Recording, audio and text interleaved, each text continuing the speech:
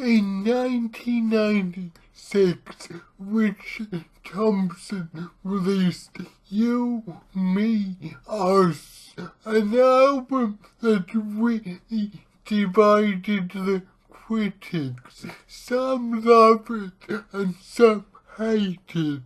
I am here in this video gonna explain why it's a brilliant album, and anyone who hates it is talking utter horse shit and needs to get themselves submitted to a psychiatrist immediately. Okay, I jest slightly. I love this album, but I can equally see why many people don't like it. Let me explain. Starting with the obvious divisive thing about this album.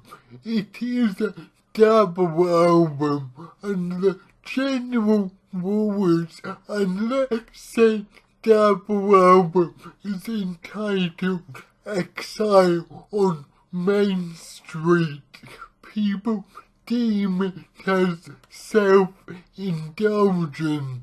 Also, with a running time of 1 hour and 10 minutes, there is no technical reason why this had to be a double album. It could have easily fit on one CD, but because one part of it is electric, one and the other part acoustic, I think Richard wanted an obvious iron curtain dividing both parts, which is why it's on 2 CDs. I read that Richard's original plan for this album to have every song exist in a full band format and acoustic format, but that got too complicated, so instead we have 2 sides of mostly different material, but there's 2 or 3 tracks that crop up on both discs. The electric disc being quite hard-rocking, and the acoustic disc entitled Nude being just Richard Thompson on guitar, the amazing Danny Thompson, no relation, on double bass. Now, I admit there are a few skippable tracks on this album. I think what divides the people who love it and the people who hate it is not admitting there are a few duds. It's the fact that those who love it focus on the tracks on it that are absolutely amazing, and trust me, they're some of his best songs ever on this double album. I'm gonna give you a quick rundown of each track, starting from the electric disc. Opening the album with Razor Dance, a fantastic, upbeat, acidic little rocker, which has become a staple with Richard Thompson's electric live sets ever since. This is a great way to start the album.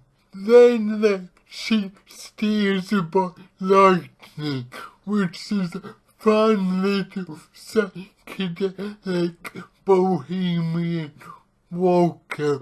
To be honest, the novelty wears off after a bit. It's okay, but after a while I got a bit tired of this song. Then we have Dark Hand Over My Heart. I don't really know why I love the song so much, but they do.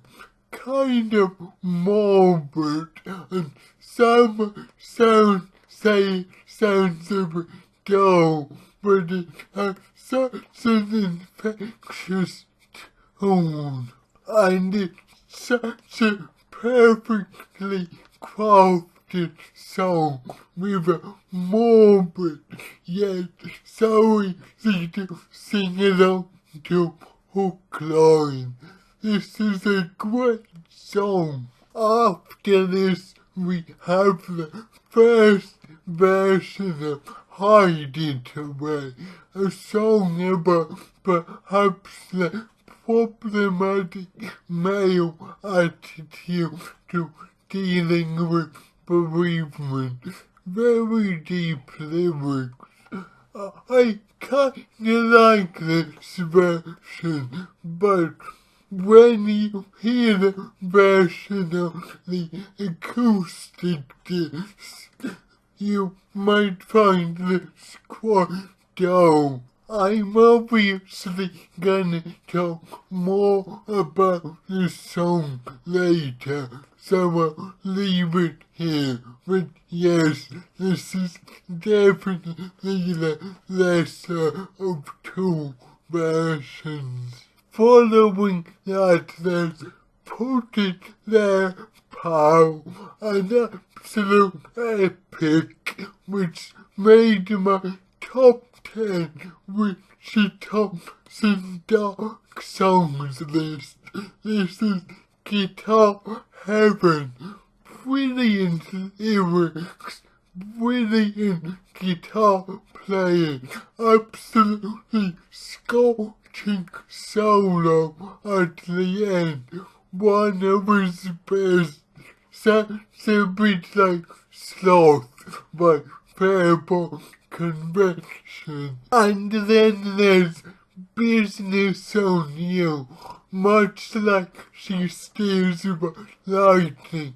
Fun, silly, enjoyable, although I admit after a few listens gets a bit samey. Then Sorry, there's a complete stinker. Knows Not a Word, a song sang from the perspective of a depraved stalker who won't say no. Musically, I don't find this very exciting, and lyrically, I think it is rather dated. This one gets a skip, and that is followed by I'm wasting my time on you. A bit more enjoyable, but covers similar ground. Yeah, I'm not really keen on this one, but luckily this disc ends with two absolute belters. Firstly, there's Bank Vault in Heaven, which is another song that made my Dark Songs list. It's got this beautifully black lyrics about religious fundamentalism, coupled with some of his best guitar playing I've ever heard. His soloing and tone in the song so slightly unhinged, which matches with the subject matter perfectly.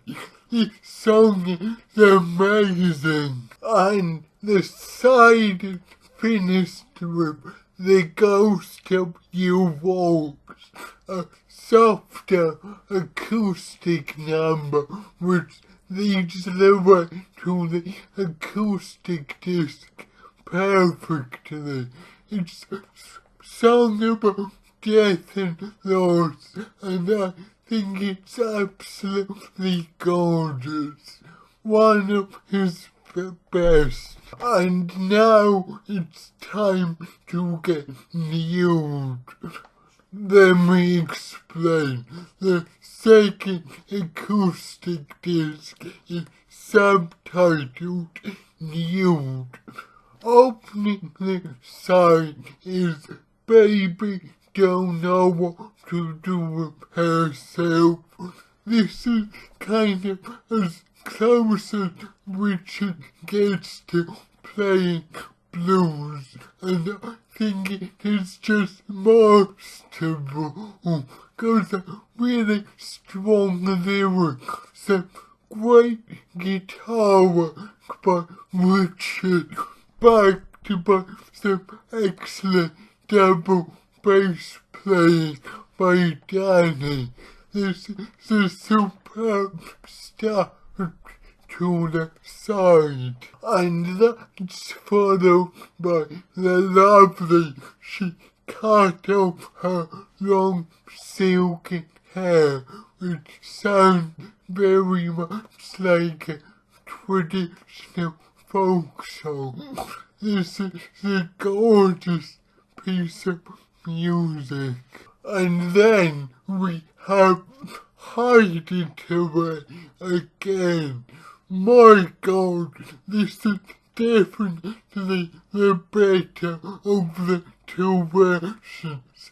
I just think this is incredible. The starkness of the arrangement combined with the subject matter, which is tender vocals, just hit you right there. You may well shed a tear while listening to it. I'm sure the full band version is decent on its own, but once you hear this, I doubt you want to listen to the other version much, because this is just brilliant. Then maybe the disc takes its foot off the gas a bit in terms of quality. There's a rockabilly-esque Train Don't Leave, a fun little number with some great acoustic guitar playing, but by no means a classic in my opinion. After that, a bit of a step back to form with Cold Kisses, by far the best Creepy X song on this album. A song about a man reminiscing a past relationship and looking doubtedly on that girl's current relationship. I bet a lot of people have had times that could relate to it. It's got some great lyrics and haunting guitar, a good song. And then you're in for quite a little treat.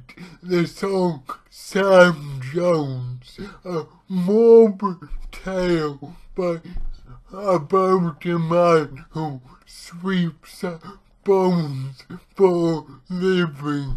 I don't know what it is quite about the song, whether it's the catchy lyrics or the morbid melody, but despite the subject matter, the song will stick in your head and have you singing along with it till the bells go home. I don't know why the song is so brilliant, but it is. That's followed by Breaks the Dance again. Now, this version has a brilliant playing. I'm not denying that, but this is clearly meant to be a rock song. So, hearing it played on an acoustic with a double bass, it sounds like an admittedly very good demo. I don't know, it's a good listen, but if you wanted to trim the fat, you could have easily done away with this. And the disc and album is then concluded with a Richard Thompson masterpiece, Woods of Darning. This is a haunting, beautiful song about the soldier looking at a photo of his wife and deciding to remove that photo because presumably he thinks he's not going to make it and the sight is just too painful.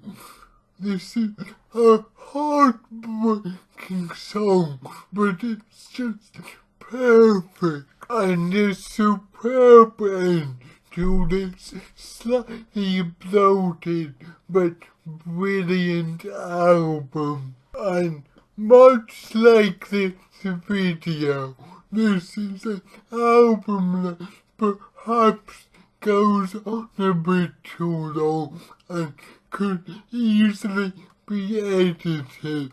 However, I argue that the highs outrank the lows, and there are just so many fantastic songs on here. But before I conclude this video, I must mention Mitchell Froom's production.